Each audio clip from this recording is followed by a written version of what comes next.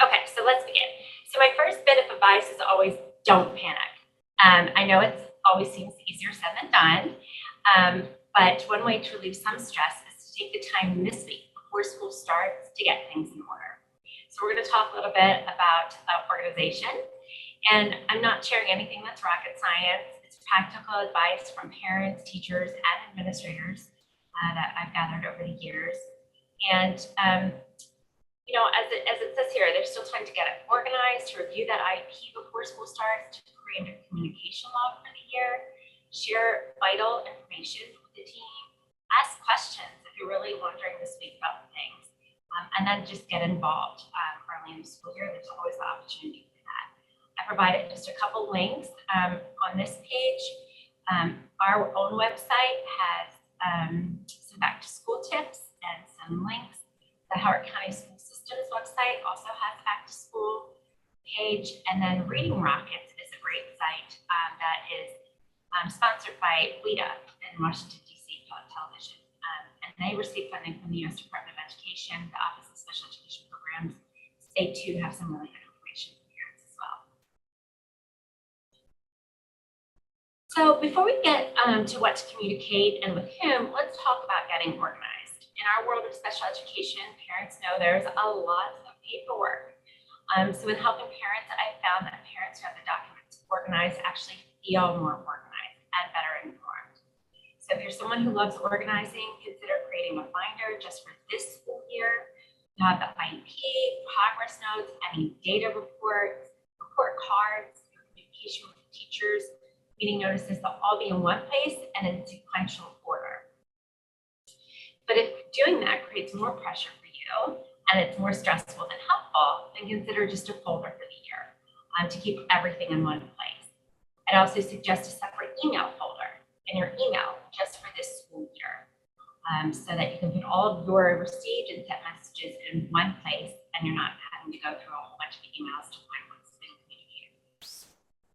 And the same advice applies to your student. Middle schoolers and high schoolers should be involved in the organization effort. And the time to do that is now, before school even starts. So before they're feeling overwhelmed during that first week, have that conversation with them this week. Talk to them about what would be helpful to keep their assignments and class information organized, whether it be in binders or notebooks or folders by subject. Talk with them about the importance of calendar and keeping track of things, whether you can share an app on your phones or a calendar together. Whether they want to set something up on a board, a whiteboard, or a bulletin board in the house, a desk calendar, whatever your child is going to be motivated to use, really get them involved in setting that up. I know my daughter, she loves setting up her calendar at the beginning of the semester. She's in college now and she still does. She has colored pens and colored highlighters and, you know, it looks overcomplicated to me, but she really enjoys doing it and it feels organized to her for each of her classes. So as long as it works for her, that's what matters. And that's what I, recommend is really just get those kids involved. Let them decide now what homework's going to look like. Talk about it this week. Are we going to really expect that homework's done all in one sitting, and where's that going to take place? Or are we going to chunk it and on a calendar? Are we going to kind of build it to the daily schedule that there'll be a couple blocks of time for homework?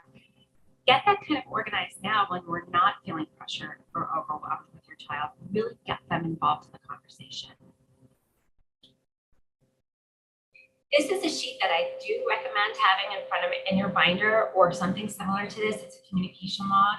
This is from the website understood.org, which is an excellent website with lots of free downloadable forms for parents to use for a variety of things. But this is just a great system for tracking communication between you and a number of teachers. And since you're going to have more than one teacher now that your child's in middle and high school, you're going to be communicating with several general educators, special educators,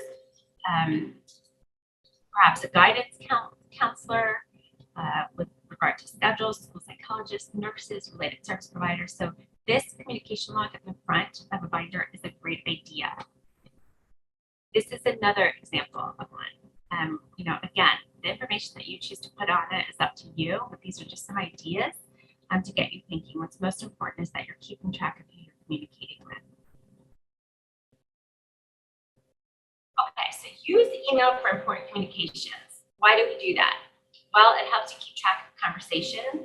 It documents the discussion for further consideration, so you have it in writing if there's some confusion later on. And if you do make a call or you receive a call, then I always recommend that you follow up with an email just to reiterate what you said or what you heard. It not only ensures that you're on the same track with the teacher, but again, it creates that paper trail of documentation. Always think about what is most important to communicate. Be succinct and don't overwhelm teachers with daily emails. Don't email at all hours of the day and night. I really encourage parents to respect that the school day, whatever your child's school day begins at 7:30 or 8 o'clock, and when it ends, that you really keep your email communications within that time frame. So even at the end of the day, if your child comes home and something is really upsetting and you want to communicate with the teacher, type your email, keep it in your draft box, and the next morning hit send. I have some parents who will get a thought in the middle of the night, and all of a sudden I get an email at 3 o'clock in the morning that I'm copied on to a teacher, and I can only imagine what the teacher's reading because it's just this rambling communication about every thought the parent is having. That's going to really quick turn the teacher off. They're not going to be able to tell what's the most important thing to be looking at or listening to if they're getting constant emails. So really pick and choose what is important to communicate. I draft things all the time and leave them in my email box and then take another look a little bit later and see if it can be shortened or if it can be said more succinctly. Always make sure that in the very first sentence, you get right to what the point of the email is.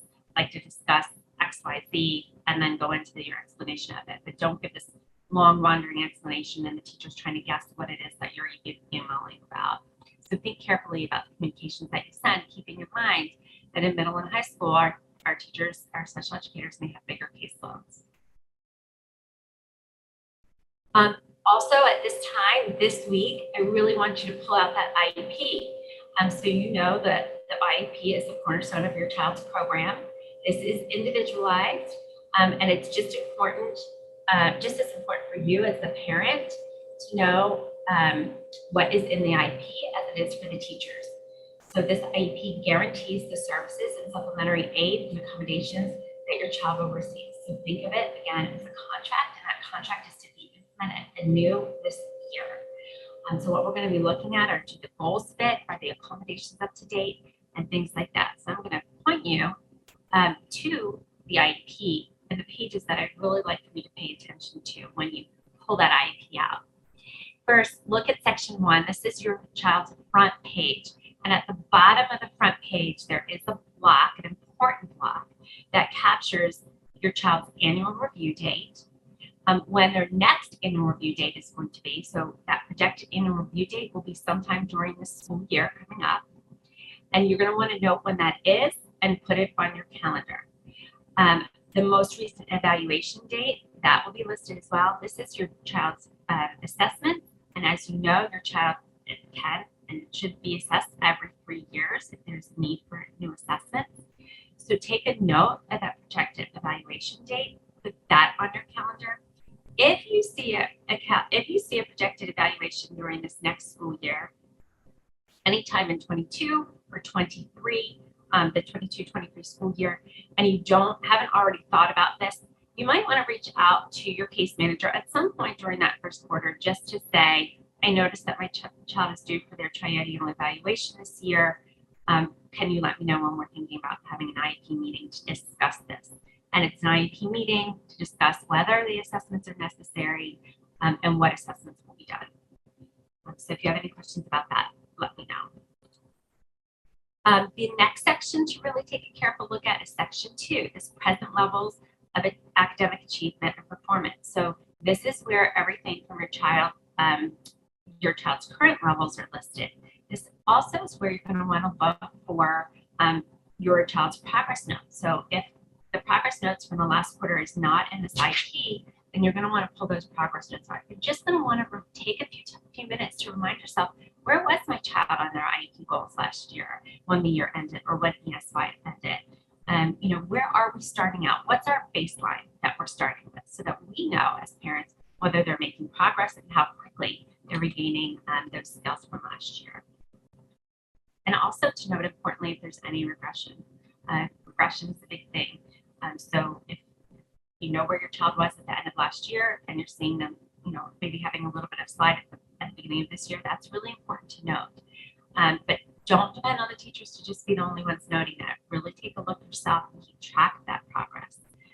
Own that progress for your child as well.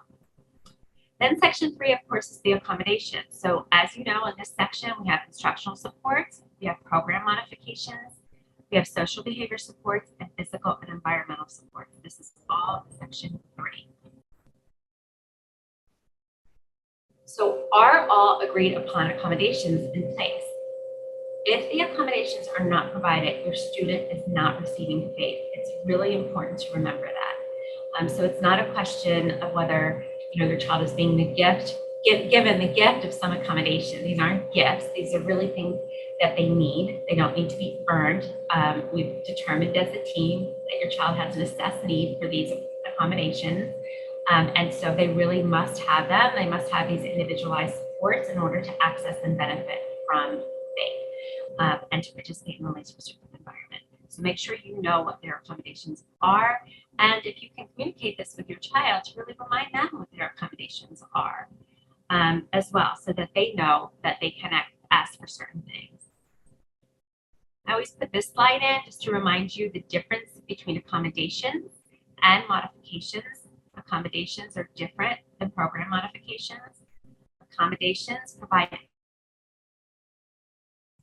I apologize. Am I back? You're back. So as I was saying, this slide here just differentiates supplementary aids and accommodations from program modifications. They are different. Accommodations provide access to the same material, environment, or activities. They provide a workaround to the disability, but modifications, on the other hand, actually change what's being taught or what's expected. So in that section 3, you'll see both listed. One will be supplementary aids and accommodations. The other will actually say program modifications. And this is the policy manual that MSDE puts out, just so that if you have questions about accommodations or accessibility, you can refer to this policy manual. Okay, so the question again is, does this IEP that you wrote last year, does it still fit your child's current needs? So if this is a big transition year, you're going to want to make sure that you have an interim IEP meeting. All right, folks, I apologize. Well, something going on with Beth's computer, I believe. There you go. Okay, so looking at the interim, again, an interim meeting, if you don't think your child's IEP is up to date, then you certainly are going to want to bring that to your team's attention and get an IEP meeting. The same goes for your child's behavior intervention plan. Keep in mind that the behavior intervention plan is part of the IEP, and so you should always be looking at that annually as well. If that BIP needs to be updated, it's important to do that at least every year. It's important just to have a look at it to see if the same strategies are being used, if a child still requires those strategies, or if different ones are needed. Again, if you're moving to a new school, a new environment, there may be things that we need to look at. There may be things that we need to add to that BIP if your child is struggling. So don't wait to bring that up if your child's having a difficult start to the year. There's always a behavior specialist that's available to you. Each school has a behavior specialist assigned to them. Remember, you have your school staff within your building, and then outside of your building, you have a whole department of special education that is there to support you, and that includes the behavioral team.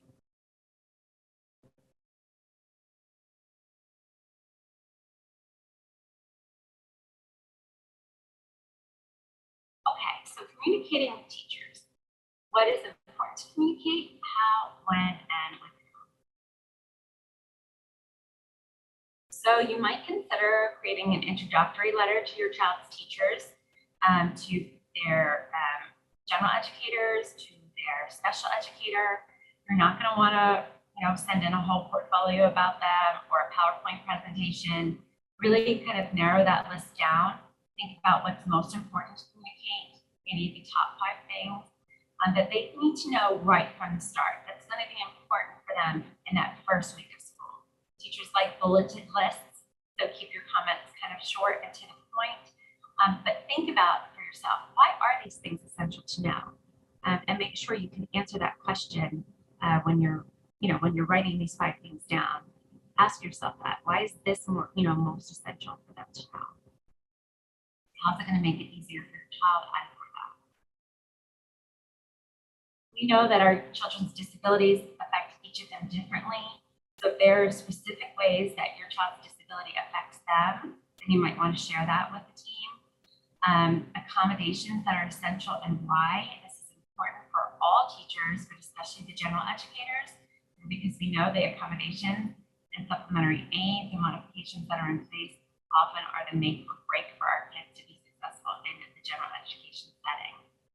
So if there are some that you absolutely know need to be highlighted or pulled out or starred from that list. Let's see, I think we got through that slide.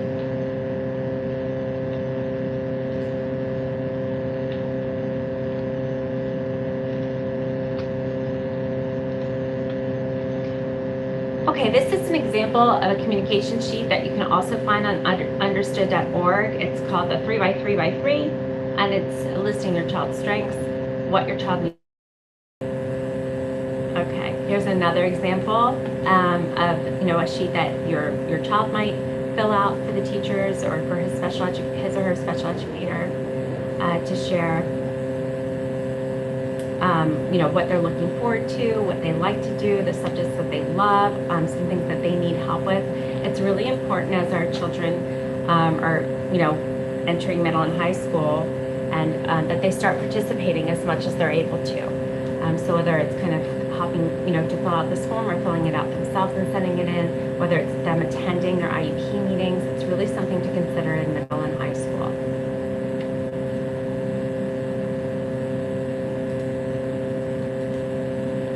I asked teachers what they, hope that parents would share. They said, we want parents to share the little things that they do for your child at home.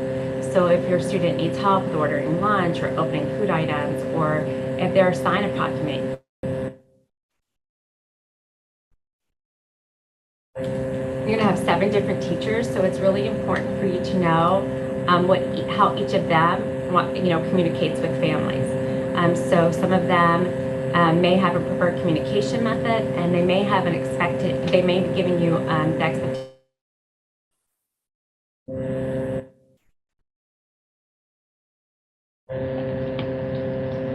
So that the teacher can respond if necessary by Friday. If you have questions or concerns after the first day of school, it's okay to ask them. We know that this first week is going to have bumps for kids, parents, and teachers, but what's important is that you're not waiting until there's a crisis to communicate. So don't wait, but be realistic. Everyone's getting settled.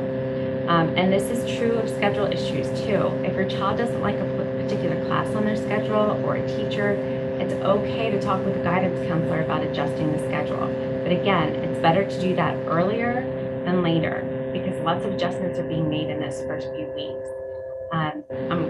No one loves when parents ask or students ask for a schedule change, but sometimes it's necessary. If there is a particular time of day that your child is struggling in that first week or second week of school, and it's consistently a difficult time of day, think carefully about their schedule and whether something needs to be changed. Is there a class that might be held at a difficult time of day for them? Is that a good choice of time, or is that a good choice of class? These things really should be looked at and changed if necessary. And I will say, for middle school, sometimes there's not as much flexibility with the schedule as there is with high school. With high school, there's lots of teachers and lots of classes to choose from. So it's much easier to change schedules in high school than it seems to be in middle school.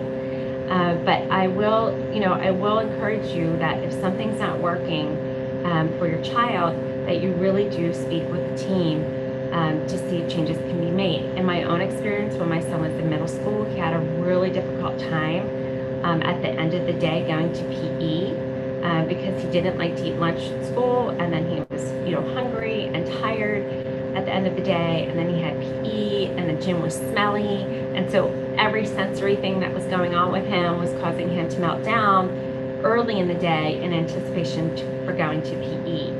And so when we kind of realized that that could be part of the problem, and we asked for him to have PE at a different time, they gave us a really tough time about it. Eventually it got changed, but sometimes we have to really push for the flexibility and the individualized schedule that our children need.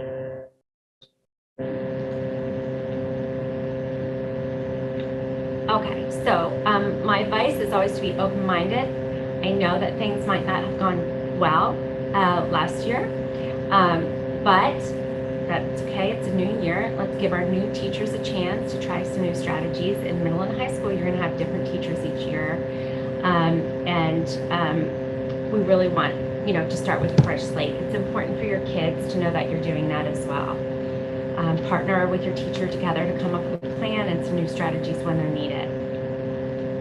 Be positive. Your attitude matters. Your children, especially as they're in their teen years, are watching you and really paying attention to how you're communicating with the school. So definitely keep that in mind. Keep your expectations high. I always recommend that you stay involved in the school. In middle and high school, there's lots of activities. There are, band nights, chorus nights, dances, all kinds of theater productions, all kinds of things. It's great even if you're in middle school to get involved with the high school that your student will be going to. But the idea is when there are activities, when there are opportunities to volunteer, I apologize. I don't really know what to say. I know this is very frustrating. We're going to post it. We're going to post it and share. Yeah. And again, we're hearing each day about the teacher shortage. We know that this is going to be tough. Hopefully Howard County has most of its slots filled, but there's going to be a lot of moving around, and teachers are facing challenges too. So I really think it's, trying to be reasonable and realistic. Our kids need what they need, and we absolutely should be advocating for them. But let's do it in a way that, gives everyone the time to settle in and just a little bit of gratitude. We've posted, again, some resources on the Howard County Autism website. The Family Support and Resource Center is always available to you. There are workshops and webinars that you can attend. These are some of my very favorite websites that I share with families. Understood.org, rightslaw.com for all of your special education law and rights, Disability Rights Maryland. I believe that they have maybe bi-weekly Facebook Live Q&As, and Parents Place of Maryland also always has some great workshops. What I posted here is from Dr. Terry Savage. This is the resource teacher and instructional facilitator assignments. As I said earlier, every school has their own special education staff. And outside of the school, there's a Department of Special Education that is ready to support. So on here, look and find out who your resource teacher is and know who that is, and who the instructional facilitator is. In middle school, we shouldn't wait until our child is really struggling or failing to reach out for support. So this we also have posted on the Howard County Autism website. And then my final slide is really for our transition age students. So in middle school, some of our kids will turn 14. And then in high school, our kids are generally 14. So every school has a transition teacher assigned to it. Know who that is.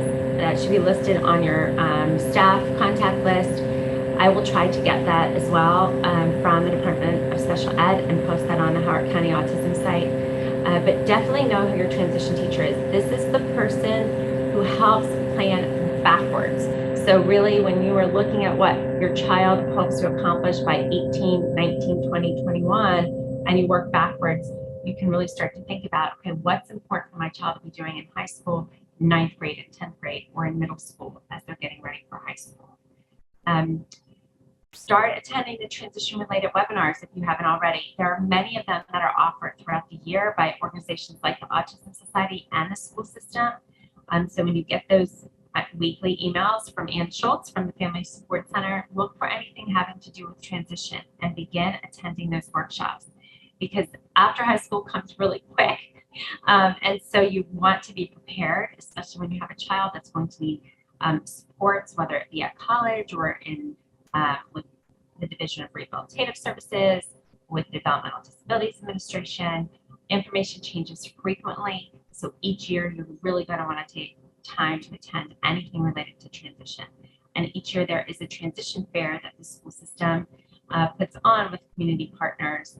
That's usually held around October. So you can start looking out for information on that.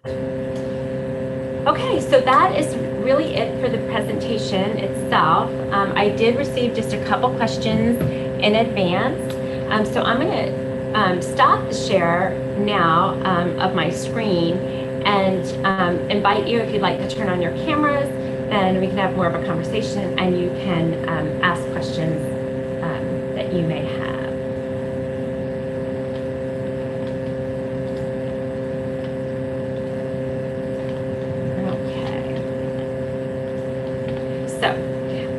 One question that I received in advance was about the behavior intervention plan. And I already mentioned that if your child has one or may need one, that is something that you will want to reach out to the behavior specialist or case manager and behavior specialist assigned to the school. Always review that behavior plan at every annual IEP meeting. It's really important our kids do not stay stagnant. Some of their behaviors one year may be entirely different the next year. And so we want that behavior plan and those strategies to be up to date. And remember, your behavior plan has everything from preventative strategies, so what we should have in place to try to prevent behaviors. It has educative strategies, so strategies that we're teaching the child.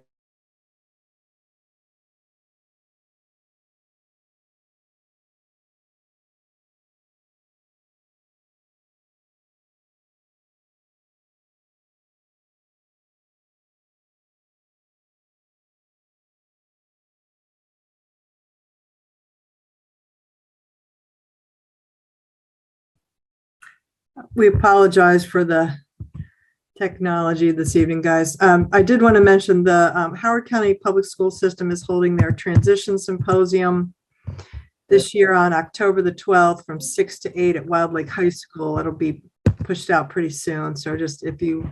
Okay, I'm going to try a different computer and see if this works. I do apologize for the in and out. But I did have a parent reach out and say that their child just recently received an autism diagnosis and they want to know how they want resources on how to help their child. And so there is a family navigator with the Howard County Autism Society. You can always reach out to Lydia and she can provide you with some resources. And I wanted to mention as well that on September 22nd, we're putting together a phenomenal roundtable of autistic adults who will be talking about how they found out that they were autistic, what they wish their parents had said, what was helpful that their parents said. And it's really going to be wonderful. It's led again by Carly Ott, who's on the national board of the Autism Society of America, and is the chair of the the panel of autistic advisors for the Autism Society. She's bringing some of her colleagues and peers together for this roundtable. So that's September 22nd. It's hosted by the Howard County Autism Society. It's a really important conversation to listen to. So I encourage anyone that's getting or that has a late diagnosis and is struggling with how to talk with their child about it or curious about it to really tune into that and watch for the registration and announcements for that. Another parent asked, how can I balance the demands at home, whether the school demands, all the school demands of middle and high school with those demands at home, just the everyday, taking care of oneself, household chores, homework. And, again, I think it goes back to the original slide is just being organized and deciding now with your child what system they want to have in place, how they feel that they really want to tackle homework. But most important is really to get them involved in the conversation. So it's rather than, kind of setting it out like this is how you're going to do it when you come home, it's really what's going to work for the family, what's going to work for everyone, what's going to work for your student. And, as much as your children will allow you, stay involved, look at Canvas. You have a login for a reason. Stay up to date with your children's assignments. So if you are looking and seeing that your child has not turned something in, get on top of that. You would be surprised by how many parents reach out to me before an IEP meeting and find out their child's not making any progress. And when we look at all of the missed assignments, or we look at all the tests that were failed, and the Canvas are, we could have intervened a whole lot earlier. So definitely keep an eye on that with your child's knowledge. It shouldn't be a secret from your child that you're looking at grades. It shouldn't be a secret, from your child that you're keeping track of assignments that are due. Be helpful to them as much as you can be.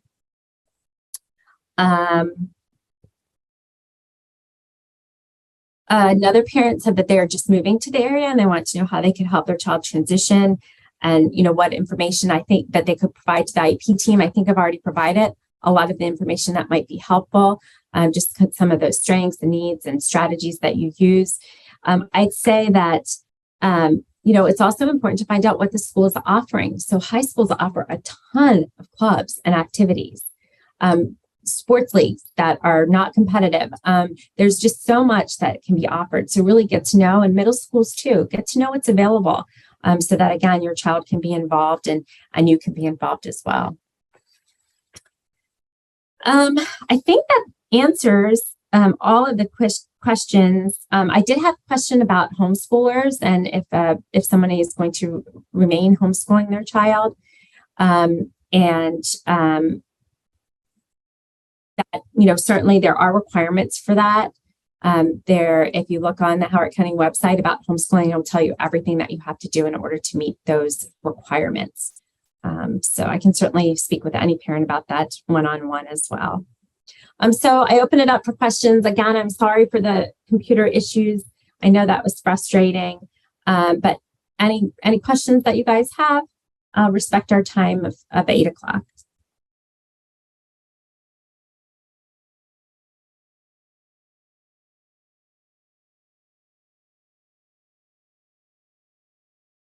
How's everybody feeling about the school year? Thumbs up, thumbs down, a little shaky.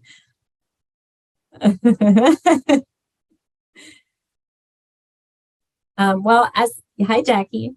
I have a question. We're going to be, my situation. We're going to be completely new to a community, and I'm just kind of wondering what the best way of navigating that is when you don't have any connection with the school. We have had a tour of the building with our child, and we have made connection with the IEP meeting, but this week is going to be the open house and the not transition, like the sixth grade meeting. So I'm just I'm feeling like I'm in kindergarten again. Like what's the best way to get to know the community when you don't know anybody and get your child acclimated to a completely new setting? Yeah, I think, as you said, it is like that first time we're going to a school. And I think for anybody that's transitioning to middle and high school, it is getting to know, how does this culture work? So every school building has a very different feel to it. And I think, attending that open house, attending the back to school, if you feel like you need to reach out to an assistant principal or the principal, to really let them know that you're feeling jittery about it and that you have specific questions, I think that's okay. It is a big deal for our kids who, many of them are struggling to get used to the transition themselves. So I don't say hold back. I say, again, be succinct, listen, come up with questions and then listen for answers. A lot of times we want to rush in and tell teams how things should be and everything about our child. And really, we just want to find out, how lunch works or whatever, you know what I mean? So think about what your question is and then take the time to listen for those responses. So as far as, getting to know the school culture, keep an eye on that website. The teachers always, you know, in Canvas, a lot of them will put information about themselves, personal information, so that you can get to know something about the teachers. Be careful not to send emails to every person. Like, you know, in elementary school, sometimes we send a group email, so everybody's on one email. In middle and high school, I always recommend that you don't do that. I recommend it as a much more personal approach with that particular teacher. And it's okay to copy your case manager as well. But if you really are just, you know, wanting to get to know the science teacher, it's much easier to reach out to, you know, Miss Benevides, the science teacher, and say, you know, hey, I'm really glad my son's in your class, but I'd like to share just a couple, here's my 3x3 for him. And, you know, I'm here to support him in your class, anything that I can do. I'm going to keep an eye on Canvas, whatever you think is important, just kind of just start that initial reach out, but it should be personal. When we send emails to 8 people at a time, everybody assumes somebody else is answering the parent, and no one does. So I'd make it personalized. And definitely, if you're emailing the science teacher, then you're going to reference science in the email and the science class. You know, let them know that it's personal. It's not the same form that's being sent to everybody. And then, you know, as I said, the back to school nights always offer some great opportunities to find out, you know, what's coming up, what's going to be offered. I just can't express enough. I know we're nervous, especially in middle school, because it feels like, you know, our world becomes even smaller sometimes. Sometimes it's really hard to put ourselves out there to be involved. We might feel less and less fit in. And so, but we really need to push ourselves because we have to feel part of that community. We have to be known to that team there, and our kids have to be known in as positive way as possible. Any other advice from any other parents?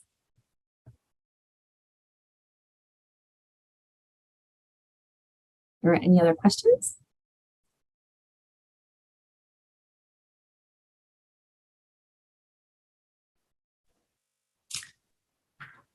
All right. Thanks, you guys, very much. And Beth, thank you so much.